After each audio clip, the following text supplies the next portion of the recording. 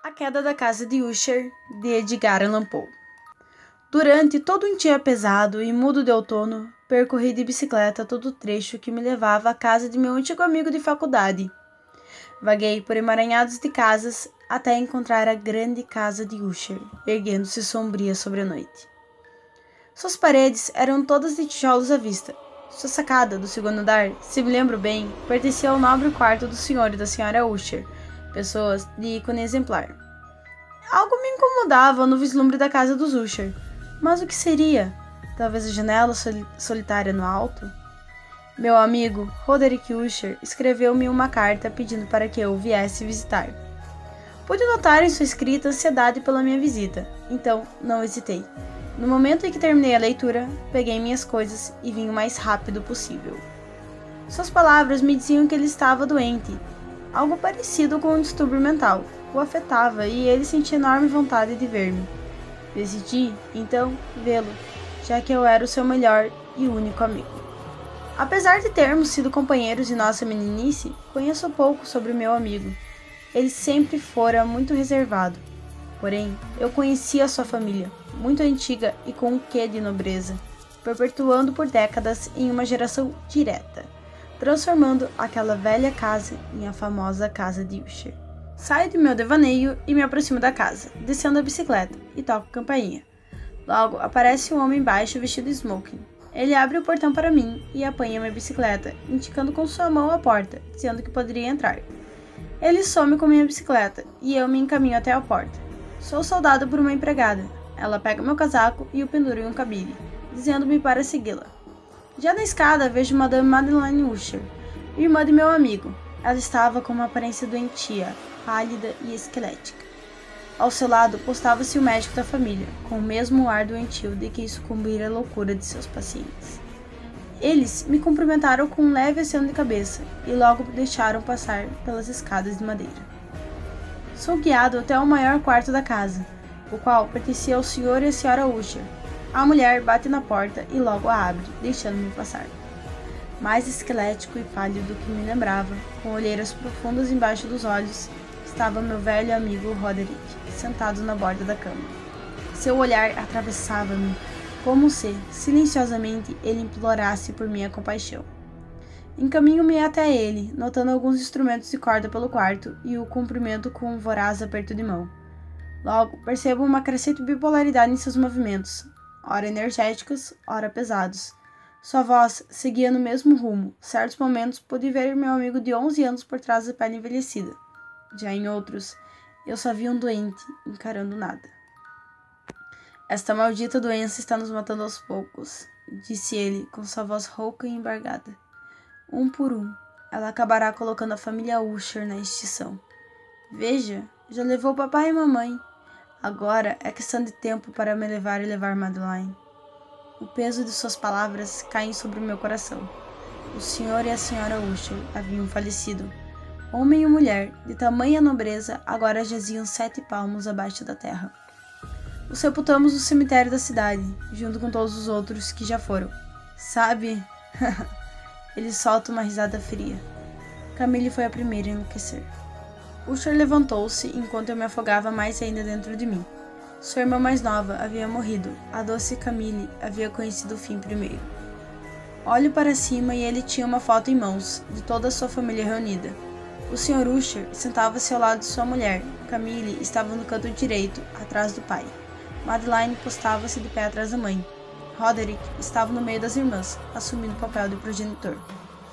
Meu amigo estava acorrentado pela doença.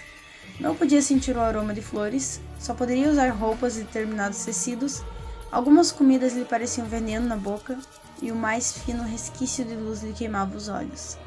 Ele estava para sempre condenado à sua residência, e eu fora chamado para consolá-lo em seus últimos dias. Madame Madeleine passou às pressas pela porta, sem nem me notar, e eu pude perceber algo em seu jeito que me incomodava. Instintivamente, olhei para a fisionomia de seu irmão. Este, porém, chorava árduas lágrimas. Madame Madeleine lutava bravamente contra o mal que lhe cercava, tentando resistir à terrível doença. Mas, soube alguns dias depois, que aquela mulher rendeu-se logo após a minha chegada. Soube então que aquele olhar que lançara a mulher no meu primeiro dia seria o último, e aquela dama, pelo menos enquanto eu vivesse, nunca mais seria vista por mim. Por muitos dias tentei animar meu amigo, e o nome da Madame Madeleine nunca mais foi citado, nem por Usher, nem por mim. Passávamos horas pintando, lendo ou fazendo tentativas falhas de tocar algo em sua guitarra. À medida que a intimidade crescia entre nós, pude ver a inutilidade em tentar animar uma mente que se impregnava de sombras. Terei para sempre em minha memória os momentos que passei com o senhor da casa de Usher, porém falharei miseravelmente em tentar transmitir uma ideia do caráter das ocupações em que ele me envolveu. Usher não suportava a música, exceto com os instrumentos de corda, como disse há pouco. Por isso, ele apegou-se à poesia, criando composições fantásticas. Talvez esses versos tenham me impressionado mais porque, nele, dava para ver a consciência por parte de Usher do vacilar do trono da sua nobre razão. O poema intitulado O Solar dos Espectros era assim em sua essência. Nos nossos vales muito verdes, frequentados pelos anjos bons, outrora um belo e soberbo solar, um radioso palácio erguia a frontaria. No domínio do monarca, pensamento, ele se elevava. Jamais serafim algum estendeu as asas sobre o palácio que se lhe aproximasse em beleza. Bandeiras amarelas, gloriosas, douradas, no seu topo flutuavam, ondulavam. Tudo isto ocorreu noutros tempos, que vão longe. E cada leve sopro que perpassava, naqueles dias suaves, ao longo das muralhas embandeiradas, era como um perfume alado. Os que cruzavam aquele vale feliz viam através de duas janelas luminosas, espíritos movendo-se musicalmente, ao ritmo de um melodioso alaúde, em torno de um trono, onde, sentado, como um filho de um deus, numa pompa digna de sua glória, aparecia o soberano desse império. E cintilante de pérolas e rubis estava a bela porta do solar, pela qual passava, sempre a rutilar, uma multidão de ecos, cujo doce ofício era apenas cantar, com vozes de uma beleza inefável, o espírito e a sabedoria do seu rei. Entes do mal, porém, vestidos de luto, assaltaram a alta morada do monarca. Ah, choremos, porque jamais outro amanhã brilhará sobre esse ser desolado, e, em torno de sua mansão, a glória que, purpureando-se, desabrochava, não é mais que uma vaga recordação de lenda, de uma época amortalhada, e os viajantes que agora cruzam aquele vale, pelas janelas avermelhadas, veem grandes formas que se movem fantasticamente, ao som de uma melodia destoante, enquanto, como um rápido rio espectral, pela porta pálida, uma multidão medonha se precipita sem cessar, e ri, sem jamais sorrir. Nós passávamos muito tempo debruçados sobre vários livros de caráter antigo que foram colecionados ao decorrer dos anos pela família Usher. Vez ou outra, viam-se empregadas trazer-nos chás e cafés. Certa noite, Usher virou-se para mim e disse abruptamente que sua irmã, Madame Madeleine, falecera, e que ele desejava mantê-la em um dos nichos entre as paredes principais da casa por uma quincena. Tal pedido não me compete questioná-lo, por isso apenas concordei em ajudá-lo, lembrando-me da fisionomia doentia e esquelética de sua irmã quando cheguei. Como prometido, ajudei-o a guardar o cadáver em seu nicho temporário, de onde atiraríamos para o sepultamento real. Pusemos seu corpo no pequeno lugar, escuro e fedendo a mofo. A madame estava mais pálida que o habitual, com seus lábios azuis. Ela vestia um longo vestido preto, lhe dando um ar fantasmagórico. Afastamo-nos da morta e a encaramos por alguns segundos.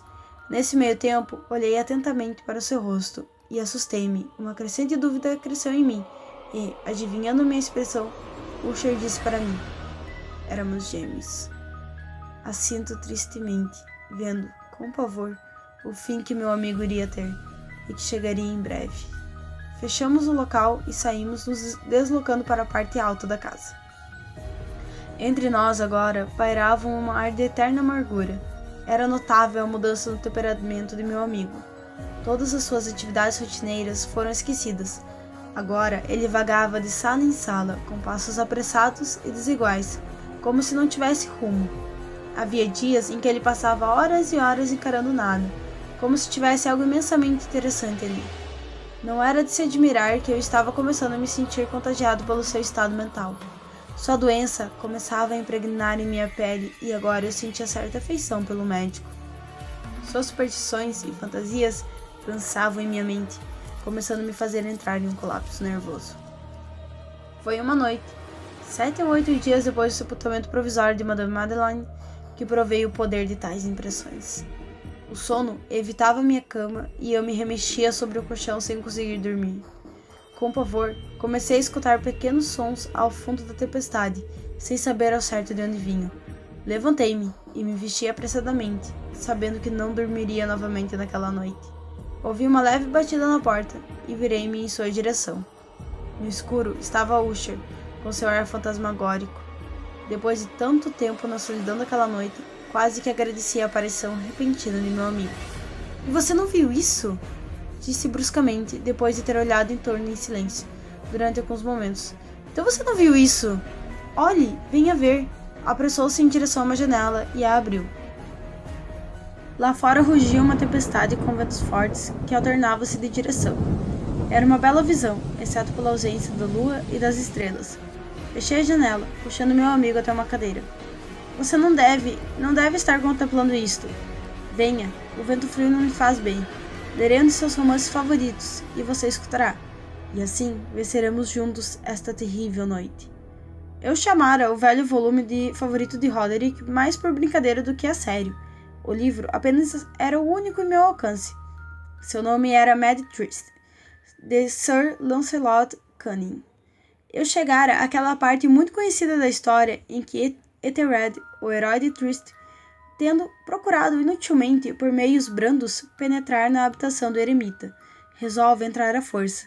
Nesta altura, o texto da narrativa diz: E Ethelred, que era um homem valente e que estava agora ainda mais forte em virtude do generoso vinho que tomara, não esperou mais para parlamentar com o eremita, que, na verdade, era de caráter obstinado e maligno, mas, sentindo a chuva nos ombros e receando o recrudescimento da tempestade, ergueu a maçã e, desferindo golpes sobre golpes, abriu rapidamente um rombo na porta por onde podia entrar a sua manopla. E, ora puxando a porta tenazmente, ora batendo com fúria, fez tudo em pedaços, levantando grande barulho da madeira seca, que alarmou e repercutiu por toda a floresta. Ao terminar esta frase, parei e, por um momento, fiquei em silêncio, pois, embora logo percebesse que a minha imaginação excitada me iludira, parecia-me que, de alguma parte muito remota da casa, vinha indistintamente até meus ouvidos o que podia ter sido, na sua exata semelhança de caracteres, o eco, sem dúvida, um eco sumido, abafado, dos sons que Sir Lancelot escrevia havia pouco. Evidentemente, só coincidência é que me ferira a atenção, porque, entre os estalitos das janelas e os outros ruídos confundidos e comuns da tempestade, sempre crescente, o som em si mesmo nada tinha que pudesse ter me interessado ou perturbado. Continuei a história. Mas o bom campeão Ethelred, penetrando agora pela porta, ficou grandemente irritado e confundido por não parecer sinal algum do maligno eremita, mas, em lugar dele, um dragão escamoso e de aspecto prodigioso, com uma língua ígnea, montando guarda diante de um palácio de ouro, com um chão de prata, e da parede pendia um brilhante escudo de bronze com a inscrição: Quem entrar aqui será vencedor. Quem matar o dragão apoderar-se-á do escudo. E Ethelred levantou a maçã e abateu-a na cabeça do dragão, que caiu diante dele, exalando um sopro pestilento, o seu último alento, como um guincho tão horrível, áspero e penetrante, que Ethelred tapou os ouvidos com as mãos para fugir àquele som estranho e medonho. Aqui, novamente, fiz uma pausa, e agora com uma impressão de desconcertante estupefação, pois não havia dúvida nenhuma de que naquele momento eu efetivamente ouvia, embora me fosse impossível precisar de que direção vinha, um som agudo, irritante, prolongado, penetrante como um grito esganiçado, que parecia vir de longe, a reprodução exata daquilo que a minha imaginação concebera com relação ao bramido selvagem do dragão, conforme a descrição do escritor. Respirei fundo e voltei a ler a narrativa de Sir Lancelot, que dizia: E agora o campeão, tendo escapado à terrível fúria do dragão, voltou a sua atenção para o escudo de bronze e pensou na quebra do escanto que pesava sobre ele. Afastou a carcaça para um lado e aproximou-se decididamente, pisando o pavimento de prata do castelo, do lugar onde pendia o escudo. Este, porém, não esperou pela sua ação e caiu aos seus pés, no chão de prata, com um tinido retumbante e ensurecedor. Estas últimas sílabas nem haviam passado através dos meus lábios e, como se um escudo de bronze tivesse realmente, naquele momento, caído pesadamente no pavimento de prata, percebi um ruído indistinto, profundo, metálico e estridente, embora aparentemente velado. Completamente desatinado, pus-me de pé em um salto, mas os movimentos ritmados de Usher não se alteraram. Precipitei-me para a cadeira em que ele estava sentado. Seus olhos estavam fixamente perdidos no espaço, e em todo o seu rosto havia uma rigidez de pedra. Mas quando coloquei a minha mão sobre o seu ombro, um forte estremido percorreu-lhe todo o corpo. Um sorriso doentio apareceu em seus lábios, e percebi que ele falava com uma voz inteligível, sumida como um murmúrio, como se ignorasse a minha presença. Inclinando-me sobre ele, consegui finalmente apanhar a medonha significação de suas palavras. Estarei agora ouvindo aquilo? Sim, estou ouvindo e tenho ouvido. Por muito, muito tempo, muitos minutos, muitas horas, muitos dias, tenho ouvido isso, mas não ousava. Oh, piedade para mim, para o miserável. Eu não ousava falar. Nos a pusemos viva no túmulo. Eu não dizia então que os meus sentidos estavam aguçados? Agora digo a você que ouvi os seus primeiros débeis movimentos no silencioso ataúde. Eu os ouvi há muitos, muitos dias. Entretanto, não ousei falar. E agora, esta noite, Ethered, a destruição da porta do eremita, o grito de morte do dragão, e o estrondo do escudo, e a abertura do seu ataúde, o ranger dos gonzos de sua prisão, a ressonância das paredes forradas de cobre do subterrâneo. Oh, para onde fugirei? Não irá ela aparecer aqui dentro de um momento? Não se está apressando para censurar a minha intenção? Não estou ouvindo os seus passos lá na escada? Não é isto o terrível e lento pulsar de seu coração? Insensato! Aqui ele se posgava unicamente de pé e gritou essas sílabas, como se fizesse esforço de um último alento. Insensato! Eu afirmo que ela agora está de pé atrás da porta! Como se uma energia sobre-humana agisse no local, a porta escancarou-se e ali estava, de pé, a Madame Madeleine, vestida com seu vestido fúnebre manchado de sangue.